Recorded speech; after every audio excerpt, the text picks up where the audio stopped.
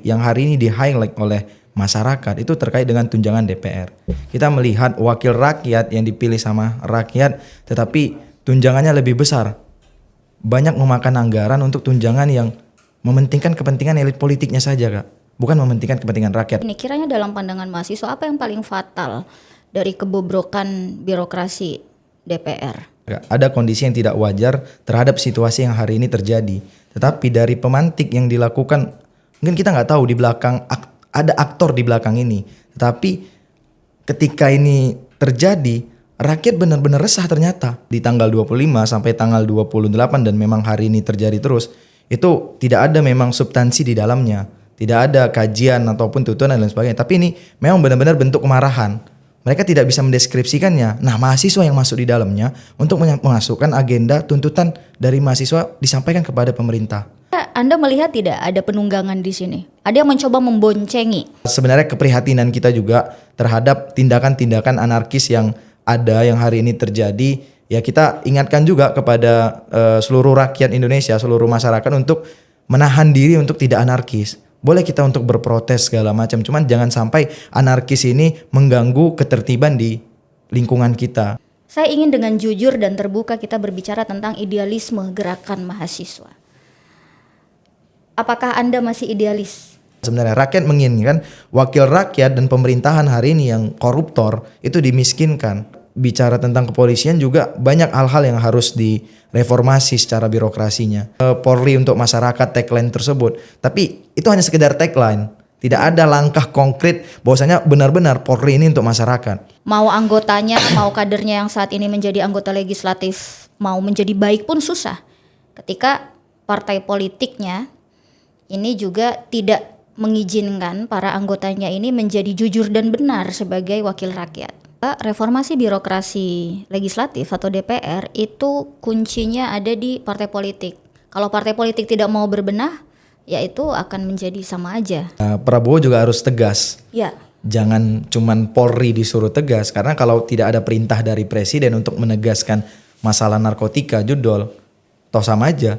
Mahasiswa akan percaya pada komitmen dan keseriusan presiden dalam memberantas semua itu, korupsi, hal-hal yang sifatnya ilegal ketika ada tindakan yang serius melalui kebijakan, melalui pengesahan RUU perampasan aset yang memang muaranya pejabat-pejabat koruptor, oligarki ini harus dicegah dan harus dimiskinkan.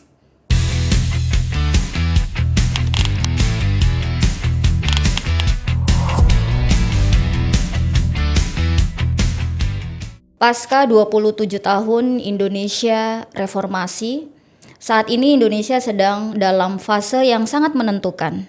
Peristiwa dari tanggal 25 sampai 28 Agustus 2025 merupakan satu ujian bagi negeri ini. Ujian bagi demokrasi kita, ujian bagi integritas para pejabat negara kita. Juga yang paling penting juga adalah ujian bagi kepemimpinan Prabowo Subianto sebagai Presiden Republik Indonesia.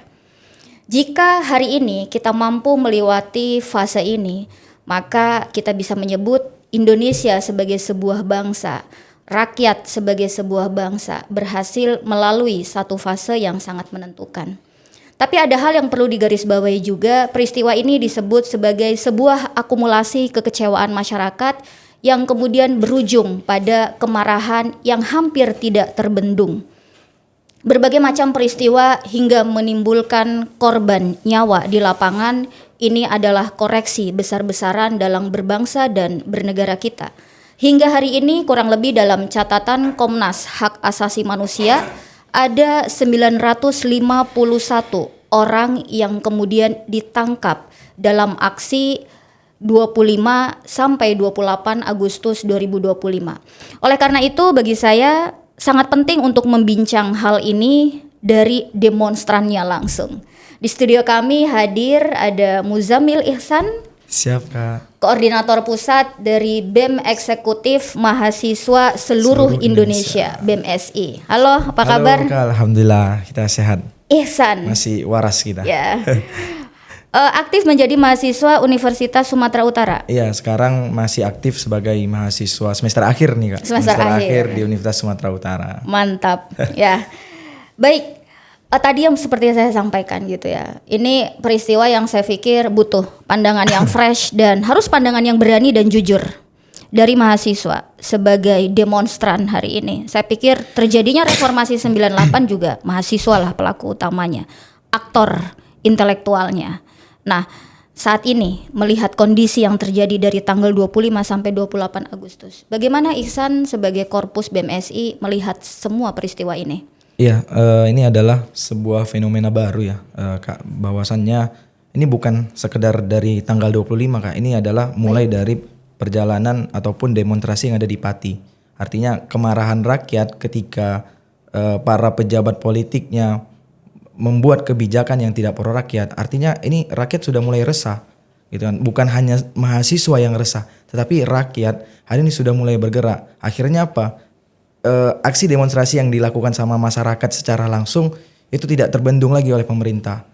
Nah, ini yang kita khawatirkan ketika ini terus terjadi dan tidak ada kebijakan yang dikeluarkan oleh pemerintah yang substansial terhadap permasalahan yang ada. Hari ini kita lihat Presiden Prabowo Subianto hanya menyampaikan statement terkait dengan aksi yang kriminal dan lain sebagainya. Bukan ini sebenarnya poinnya.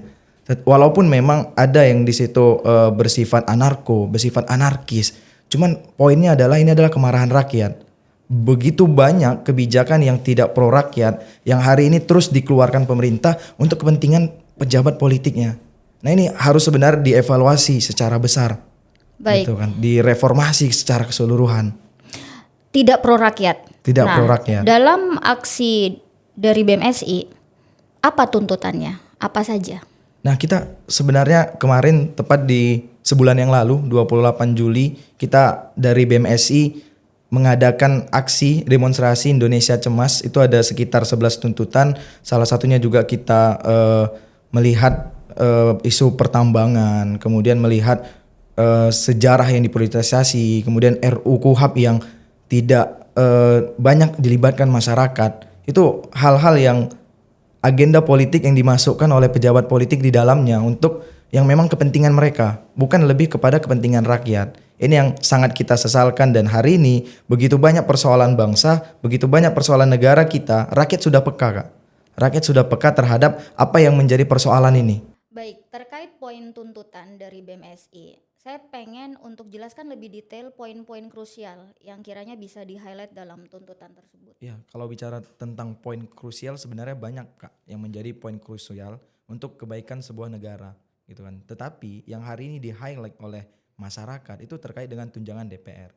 Kita melihat wakil rakyat yang dipilih sama rakyat, tetapi tunjangannya lebih besar. Banyak memakan anggaran untuk tunjangan yang mementingkan kepentingan elit politiknya saja, Kak. Bukan mementingkan kepentingan rakyat, tunjangan mobil, tunjangan rumah, kemudian tunjangan lainnya. Itu begitu banyak gitu kan. Tetapi tidak sinkron dengan profesionalitas kerjanya. Yeah. Seharusnya DPR ini menjadi perwakilan rakyat yang benar-benar memperjuangkan hak-hak rakyat di bawah, bukan memperkaya diri. Bukan memperkaya diri dan bukan mengamankan usaha-usahanya di dalam kebijakan-kebijakan di DPR. Nah, ini yang kita sangat sayangkan, makanya kita menuntut untuk reformasi DPR. Mulai dari sistemnya, mulai dari semuanya direformasi. Supaya apa? Supaya memang kepentingan rakyat terakomodir di dalamnya, Kak. Oke. Baik, dari DPR ini sebagai sebuah lembaga legislatif kita tahu ya bahwa tugas yang paling utama itu ada 3, budgeting, kemudian controlling dan legislasi. Dari 3 fungsi ini kiranya dalam pandangan mahasiswa apa yang paling fatal dari kebobrokan birokrasi DPR? Ya, kalau kita lihat mereka tidak melakukannya secara keseluruhan, Kak. Terkait dengan controlling, seberapa besar mereka mengcontrolling pemerintahan Prabowo Subianto hari ini. Pemerintahan yang hari ini jalan 1 tahun, periodisasi Prabowo Subianto, sudah ada yang korupsi. Artinya seharusnya dicegah dari awal. Jangan tunggu korupsi dulu. Jangan tunggu para pejabat politik melakukan koruptor dulu. Seharusnya dicegah dari awal. DPR berperan di situ.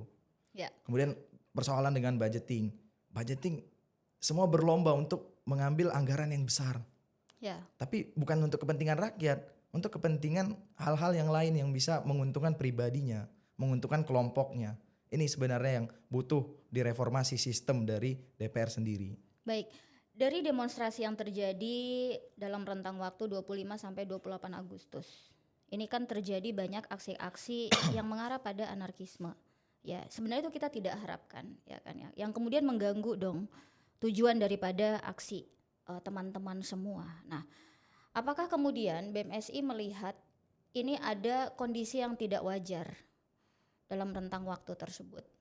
Iya, kalau dilihat sebenarnya benar Kak, ada kondisi yang tidak wajar terhadap situasi yang hari ini terjadi.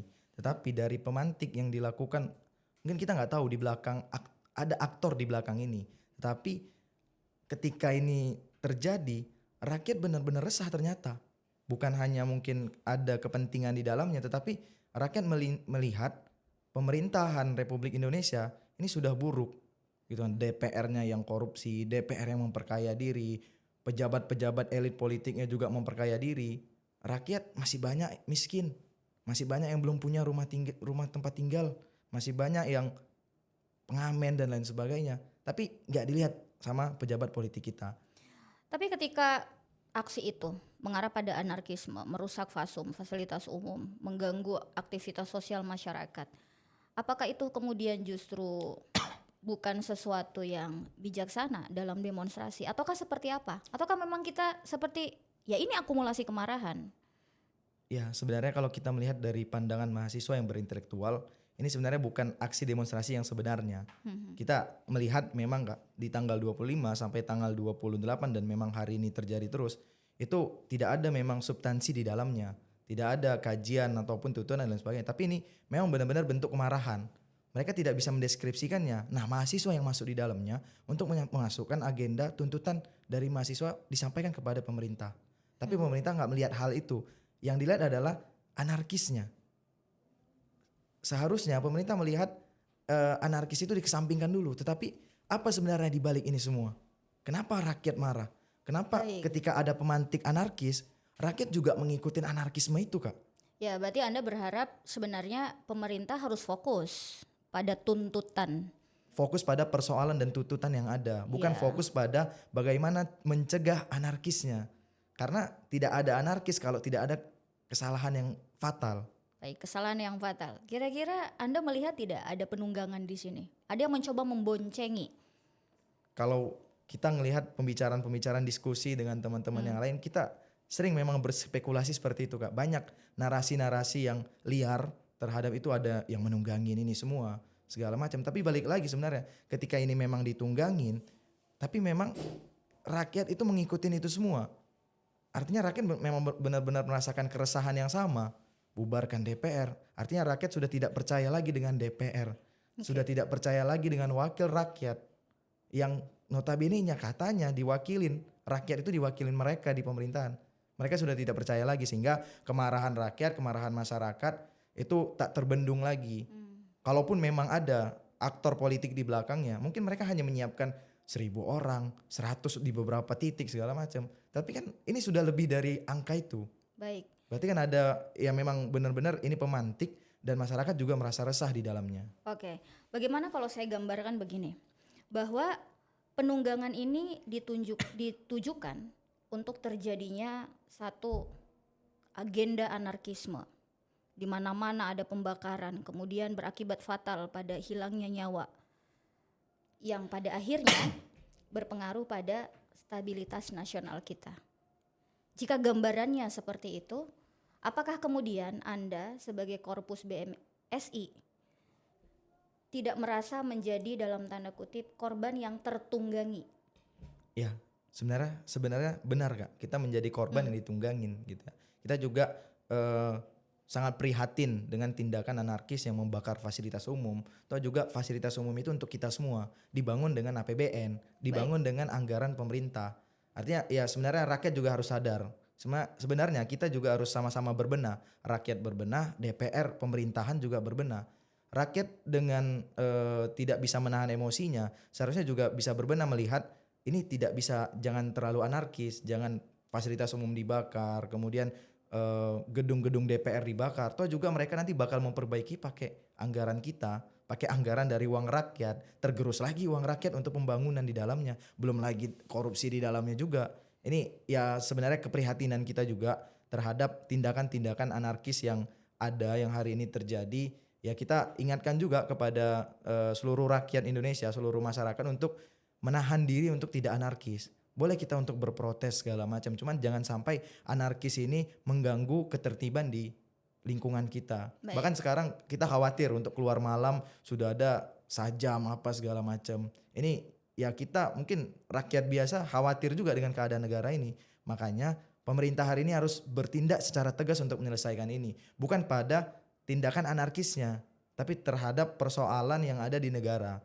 Persoalan tuntutan-tuntutan yang ada. Oh baik, artinya Anda beranggapan semua ini bisa menjadi kembali kondusif ketika pemerintah baik eksekutif atau legislatif secara bijaksana kemudian mengakomodir dan menindaklanjuti seluruh daripada tuntutan rakyat. Iya benar, karena tuntutan yang disampaikan rakyat itu tidak dipolitisasi oleh siapapun Kak.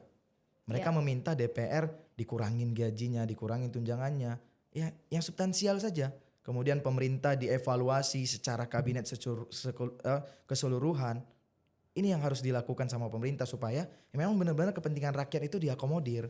Hari ini kan rakyat yang punya kepentingan. Maka pemerintah harus berfokus kepada rakyat yang keresahan, yang punya tuntutan-tuntutan yang diwakili oleh mahasiswa.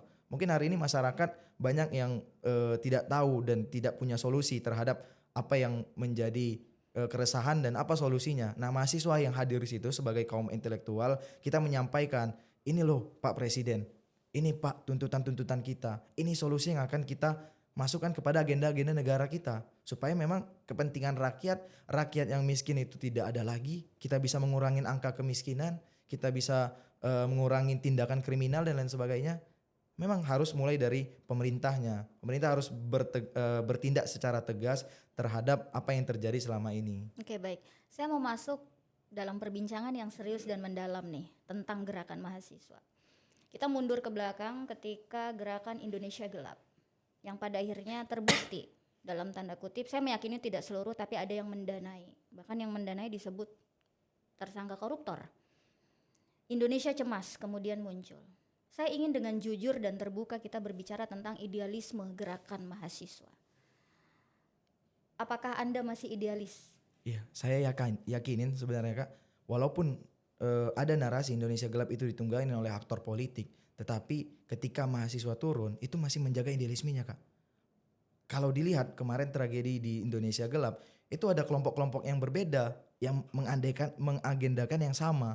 Gitu kan, mahasiswa ikut beraksi dan ada masyarakat sipil yang aksi, tapi kita nggak tahu siapa yang ditunggangi di dalamnya. Tetapi balik lagi sebenarnya di dalam agenda aktor politik di dalamnya kan memang menjadi keresahan di dalamnya Kak.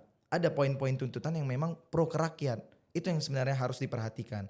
Dan Indonesia Cemas kemarin itu memang benar-benar kita merasa pemuda hari ini merasa cemas dengan keadaan negara kita, dengan berbagai tuntutan, dengan berbagai persoalan yang ada di negara kita. Ya. Jadi saya sampaikan Indonesia Gelap, Indonesia Cemas itu masih berdiri terhadap idealisme yang para mahasiswa yang miliki sekarang. Artinya bisa saya tangkap ada penunggangan dalam gerakan Indonesia Gelap dan Indonesia Cemas. Kalau narasi di publik seperti itu Kak, kita juga tidak bisa menilai apakah memang benar adanya. Tetapi kita dan saya bisa pastikan Indonesia Gelap dan Indonesia Cemas ini tidak ada aktor politik yang menunggangin mahasiswanya. Tapi memang setiap momen pasti selalu ada Kak yang menunggangin apapun itu. Tanpa kita sadarin. Maksudnya bukan berarti kita yang dibayar apa segala macam, tapi mereka mempergunakan momen itu. Makanya pemerintah harus secara tegas dan bijaksana untuk menyelesaikan persoalan ini. Bukan malah skeptis dengan gerakan mahasiswa hari ini dibayar segala macam, tetapi bukan itu poinnya. Poinnya adalah bagaimana tuntutan-tuntutan yang pro rakyat ini benar-benar dimaknai sebagai perubahan sosial di dalamnya. Oh baik, berarti bisa start awalnya ini semua berjalan dengan murni, dengan tulus sebagai satu gerakan perjuangan. Tapi kemudian mungkin dalam proses di lapangan ada pihak-pihak yang mencoba untuk memblunderkan gerakan mahasiswa. Benar, itu yang terjadi karena saya yakinin setiap momen aksi demonstrasi selalu ada yang mengambil momen untuk ditunggangin. Ya. Tetapi hari ini ya saya sampaikan dengan tegas mahasiswa hari ini tidak bisa ditunggangin Kak. Idealismenya masih ada. Gimana menunggangin 1.000 mahasiswa, 2.000 mahasiswa. Saya yakinin bahwasannya gerakan mahasiswa hari ini masih real. itu keresahan dari rakyat, keresahan dari masyarakat, keresahan dari mahasiswa sendiri dengan melihat keadaan dan situasi bangsa kita. Baik, kalau begitu boleh Anda bisa sampaikan secara percaya diri bahwa rakyat masih bisa percaya kepada gerakan mahasiswa saat ini.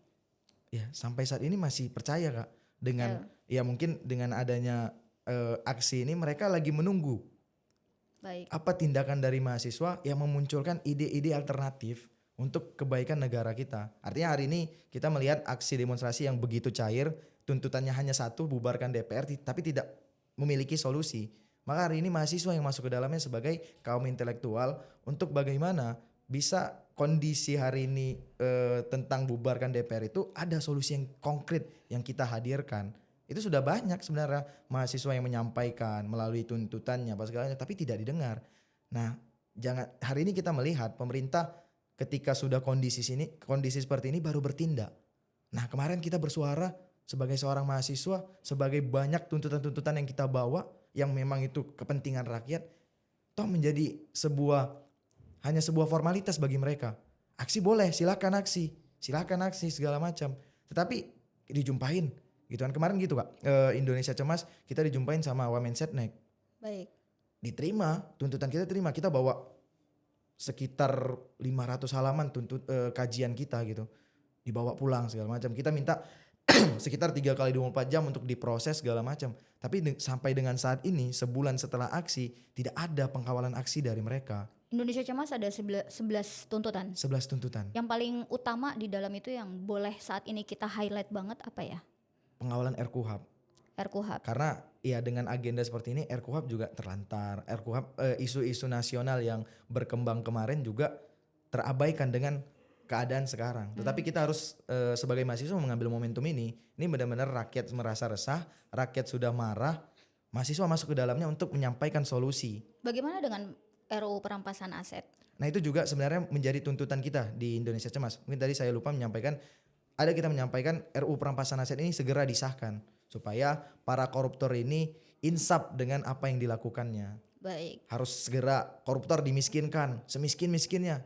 Jangan dikasih lagi biaya tambahan dan lain sebagainya, dikasih kemewahan di dalam penjara, di dalam sel. Itu yang nggak kita inginkan sebenarnya. Rakyat menginginkan wakil rakyat dan pemerintahan hari ini yang koruptor itu dimiskinkan. Karena mereka sudah menggerus uang rakyat, menggerus uang kita semua. Artinya dengan pengesahan RUU perampasan aset ini semakin membuktikan bahwa Presiden betul-betul berkomitmen untuk memberantas korupsi di negara ini, begitu? Benar, tapi kita ngelihat hari ini sudah keluar statement hanya 2 yang dikeluarkan statement oleh Bapak Presiden kita bersama ketum-ketum partai. Kita tidak tahu apa maksudnya gitu ya. Tapi hanya 2 yang dikeluarkan untuk mengurangi tunjangan DPR dan untuk mengurangi agenda-agenda politik di luar negeri. Tapi perampasan aset tidak pernah dibahas. Bagi Anda itu tidak substansial? Substansial, tetapi masih banyak lagi seharusnya itu juga diakomodir sama pemerintahan hari ini. Ya seminimal mungkin Prabowo Subianto bilang ya kita akan membahas perampasan aset untuk mencegah korupsi. Seharusnya seperti itu supaya memang ya rakyat merasa kita menang, kita tuntutan-tuntutan kita selesai. Hari ini mereka ya mungkin untuk 2 persoalan tadi cukup melegakan juga di pandangan masyarakat, tetapi belum cukup kita rasa untuk memperbaiki sebuah bangsa ini. Ya, artinya itu belum menjawab lah segala tuntutan yang paling substantif selama pergerakan beberapa minggu terakhir. Benar. Gitu ya. Karena kalau bicara tentang perampasan aset juga Kak, kita ngelihat ya pemerintah lama mengesahkan perampasan aset, akhirnya apa? Rakyat yang merampas asetnya sendiri, aset mereka sendiri secara langsung. Terjadi perampasan rumah di rumah mereka gitu kan. Itu kan akibat dari pemerintah tidak peka terhadap apa sebenarnya persoalan yang diminta sama rakyat, yang dibutuhkan sama rakyat hari ini. Sekalipun itu sangat disayangkan sebenarnya penjarahan-penjarahan itu. Sangat disayangkan. Dan kita sebenarnya tidak membenarkan penjarahannya, tetapi kan kita bisa menilai dari sisi yang lain bahwasanya ya rakyat hari ini melakukan hal ya perampasan aset pejabat politik, ya berarti itu poinnya. Perampasan aset harus segera disahkan untuk memang koruptor di negara kita itu merasa insaf dengan tindakan-tindakan dan tidak yang lainnya mungkin untuk mengolah itu selesai. Ya. Dalam perkembangan opini seminggu terakhir, ada dua hal yang kemudian saya lihat mengerucut. Ada keinginan untuk reformasi besar-besaran pada dua lembaga tinggi negara, yaitu adalah DPR dan juga Polri. Reformasi birokrasi Polri dan reformasi birokrasi DPR. Nah, bagaimana Anda sebagai Korpus BMSI melakukan koreksi pada dua lembaga tinggi negara ini? Ya, kita melakukan koreksi dengan kajian, tentunya dengan kajian intelektual yang kita buat. DPR sudah kita sampaikan dengan berbagai tuntutan, dengan berbagai solusi yang kita hadirkan supaya DPR ini memang benar-benar mewakili suara-suara rakyat. Kita sebenarnya tidak sepakat untuk dibubarkan DPR, tapi reformasi DPR, reformasi birokrasi. Bagaimana bentuk reformasinya? Banyak yang bisa dilakukan tadi Kak. Mungkin ya secara birokrasi tunjangannya, kemudian birokrasi bagaimana cara untuk menyampaikan aspirasi dan lain sebagainya, itu harus banyak dilakukan perubahan. Kemudian kepolisian yang hari ini menjadi highlight terbaru ya terkait dengan tindakan kriminal yang dilakukan kepolisian, meninggalnya almarhum Afan Kurniawan sebagai driver ojek yang dilindas. Ini kan menjadi keprihatinan besar. Dan memang ya bicara tentang kepolisian juga banyak hal-hal yang harus direformasi secara birokrasinya. Banyak hal-hal yang peraturan-peraturannya yang seharusnya bukan menjerat rakyat, tapi mengayomi dan menjadi pengamanan terhadap rakyat. Betul. Saya sepakat Polri untuk masyarakat tagline tersebut, tapi itu hanya sekedar tagline. Tidak ada langkah konkret bahwasanya benar-benar Polri ini untuk masyarakat. Kita aksi anarkis sedikit ditangkap, jadikan tersangka. Itu proses pembungkaman yang dilakukan sama mereka. Di mana sih batasan anarkis menurut kalian? Nah sebenarnya Kak, kalau bicara tentang anarkis ya, ketika kita aksi, ketika kita tidak merasa puas dengan apa yang kita inginkan, Ya. kita bakal bereaksi. Ada reaksi yang kita lakukan. Apa reaksi yang paling sangat keras di lapangan? Biasanya kalau di lapangan tuh dorong-dorongan. Nah mulai dari dorong-dorongan itu sebenarnya Kak, kalau dibilang anarkisnya ya, kita dorong-dorongan, kemudian nah timbul represif dari mereka, itu memancing amarah massa. Artinya tidak sampai fatal merusak fasum.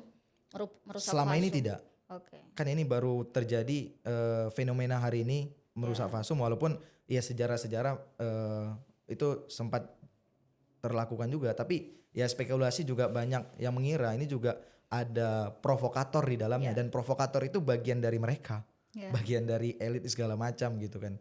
Oke, balik lagi ke birokrasi tadi. DPR ini kan semuanya anggota partai politik ya. Ini ada candaan. Mau anggotanya, mau kadernya yang saat ini menjadi anggota legislatif, mau menjadi baik pun susah. Ketika partai politiknya ini juga tidak mengizinkan para anggotanya ini menjadi jujur dan benar sebagai wakil rakyat. Ya. Ada 8 partai politik yang saat ini di parlemen. Nah, menurut Anda bagaimana sih kondisi partai politik Indonesia saat ini? Dan sejauh mana mereka memberikan sumbangsi pada kejadian di mana banyaknya wakil rakyat yang tidak punya etika, yang sembarangan public speakingnya? Bagaimana Anda melihat itu? Ya kita ngelihat sebenarnya ya sama saja, DPR, partai politik itu butuh direformasi.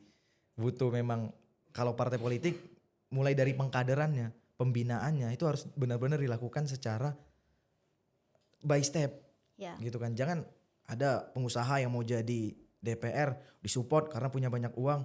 Ya. Nah, hal yang seperti ini yang harusnya kita hindarkan. By step, punya pengkaderan, punya pembinaan, sehingga hal-hal yang koruptor segala macam itu bisa kita hindarkan. Ada pembinaan di dalamnya, dimulai dari awal, sedari awal untuk ya perbaikan sebuah partai politik. Kita ngelihat ya partai politik hanya mempunyai agendanya masing-masing. Kemudian melihat narasi yang dikeluarkan oleh anggota DPR-nya banyak yang blunder dan lain sebagainya. Tapi mereka bertindak ketika sudah terjadi besar-besaran seperti ini. Ya. Kemarin nggak bersuara. Aja. Ahmad Saroni nyampaikan seperti itu. Surya Paloh apa? Nggak ada ngomong apa-apa, nggak ada menyikapin apa-apa. Tapi masa kita harus seperti ini terus? Ya, always no viral no justice. Masa kita nunggu viral dulu, baru pemerintah, baru partai politik itu bergerak untuk bagaimana mengantisipasinya? Ya bisa jadi sebenarnya cara mengantisipasi mereka hari ini itu hanya sebagai formalitas. Kita tidak tahu di dalamnya seperti apa.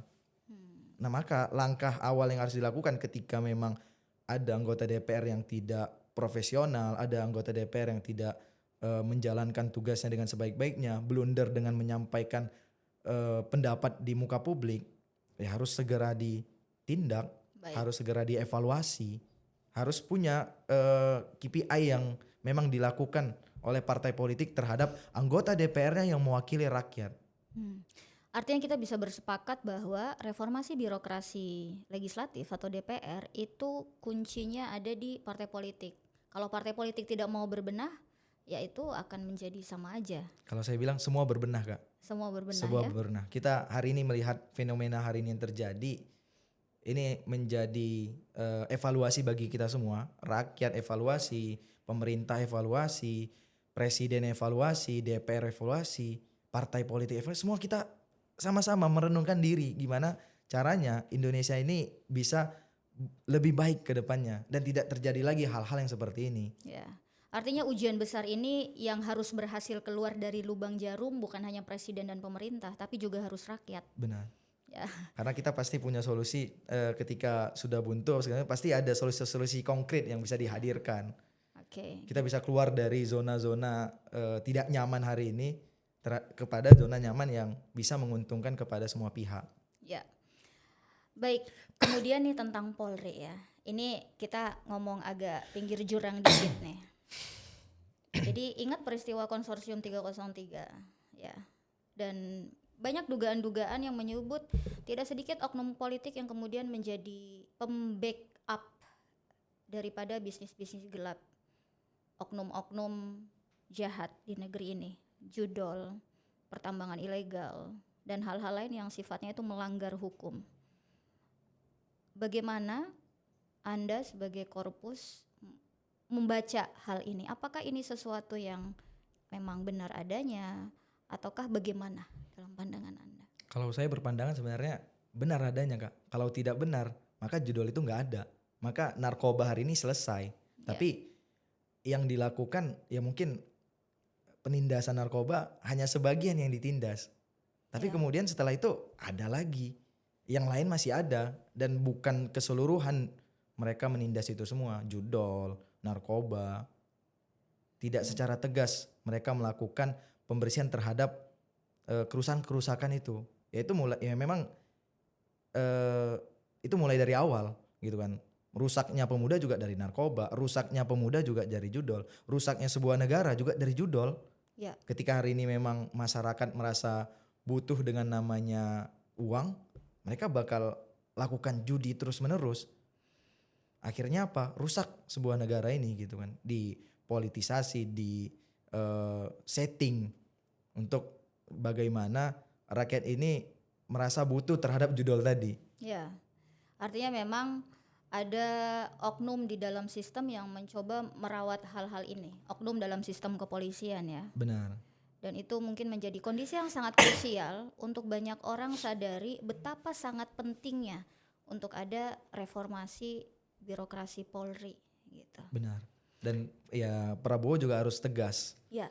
Jangan cuman Polri disuruh tegas, karena kalau tidak ada perintah dari presiden untuk menegaskan masalah narkotika, judol, toh sama aja. Ya memang dari pusatnya juga harus tegas, Kak.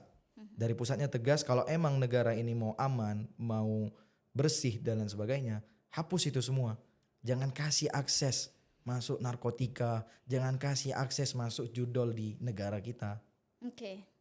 Saya ingin merimain kembali pidatonya Presiden pada tanggal 17 Agustus 2025 ya. Dalam pidatonya tersebut beliau menyampaikan komitmen yang saya pikir cukup serius untuk memberantas koruptor kelas kakap, pemain ilegal pertambangan, pemain migas ilegal, pemain perkebunan ilegal, dan hal-hal lain yang sifatnya saat ini kemudian merugikan negara sampai ribuan triliun rupiah. Dan terlihat ada beberapa kejadian pasca penangkapan satu koruptor kelas kakap, the godfather of Ghostline, you know what? Itu kemudian terjadi dinamika yang sampai hari ini dianggap tidak bisa terbendung gitu. Ya kan? Saya cuman ingin kita berpikir lebih mendalam. Apakah ini menjadi satu optimisme bagi kita bahwa setelah berpuluh-puluh tahun negeri ini terjebak pada oligarki, kekuasaan oligarki, merampas kiri kanan, korupsi dari kiri kanan, dan terlihat presiden punya komitmen yang cukup serius kalau dilihat dari pidatonya gitu ya. Nah, apakah BMSI melihat itu juga? Iya, sebenarnya kita melihat komitmen yang sangat luar biasa dari Prabowo Subianto untuk memang menindas korupsi di negara kita. Tapi apakah berani selama 5 tahun nanti ini bakal banyak koruptor-koruptor yang tertangkap? Kita tinggal lihat aja Kak. Hari ini sudah dari kabinet sudah 1 orang. Kita melihat langkah-langkah selanjutnya yang dilakukan Prabowo. Ya, Kita tunggu. Ya kita apresiasi dengan penangkapan Wamenaker, kemudian Reza Khalid dan lain sebagainya. Kita apresiasi. Tapi itu tadi untuk memang supaya para pejabat politik ini tidak melakukan hal yang sama, dimiskinkan. dimiskinkan. Dimiskinkan. Harus dimiskinkan. Harus dimiskinkan Ya. karena mereka sudah merugikan negara. Mereka sudah menggeruk uang rakyat. Maka ya konsekuensinya itu ketika mereka bakal berpikir untuk koruptor lagi, korupsi lagi, mereka bakal berpikir, wah aku akan dimiskinkan. Baik. Mending ya jalan yang lurus aja. Gaji cukup untuk kebutuhan anak-anaknya. Baik, berarti bisa disebut mahasiswa akan percaya pada komitmen dan keseriusan presiden dalam memberantas semua itu, korupsi, hal-hal yang sifatnya ilegal ketika ada tindakan yang serius melalui kebijakan, melalui pengesahan RUU perampasan aset yang memang muaranya pejabat-pejabat koruptor, oligarki-oligarki ini harus dicegah dan harus dimiskinkan. Ya, kita percaya kalau RUU perampasan aset tadi bisa terlaksana tanpa ada dipolitisasi di dalamnya, Kak. Ya, Kita ingin ya sebenarnya negara ini bersih dari koruptor. Ya Pak Prabowo juga berkomitmen akan hal itu. ya. Ya kita sama-sama menjaga, kita semua mahasiswa, ojol, masyarakat sipil dan seluruh rakyat Indonesia harus sama-sama mengawal komitmen yang dilakukan oleh Prabowo Subianto. Oke, baik. Dan ada rencana aksi berikutnya? Kita melihat perkembangan Kak, karena hari ini sangat-sangat benar-benar riskan untuk kita melakukan aksi demonstrasi, tetapi kita bukan menyalahkan mereka yang hari ini masyarakat yang hari ini resah, tapi kita harus benar-benar mempertimbangkan keselamatan kawan-kawan kita, keselamatan semua. Dan hari ini semua aliansi mahasiswa itu berpikir bagaimana persoalan ini selesai dulu. Selesai dalam Maksudnya keadaan yang kacau ini kondusif dulu. dikondusifkan dulu. Baik. Artinya ya siaga 2 itu jangan lagi terjadi, kemudian represifnya juga jangan terjadi, anarkisnya juga jangan terjadi, supaya penyampaian tuntutan itu bisa dilakukan secara substantif. Baik, baik. Terima kasih ya. Perbincangan kita hari ini menurut saya bisa menggambarkan bahwa mahasiswa masih dalam garis perjuangannya, dan semoga ini menjadi semangat untuk Ihsan juga untuk tetap melakukan perjuangan-perjuangan dan masih bisa dipercaya oleh rakyat untuk menjadi penyambung lidah rakyat. Terima kasih sekali lagi. Siap, sama-sama Kak.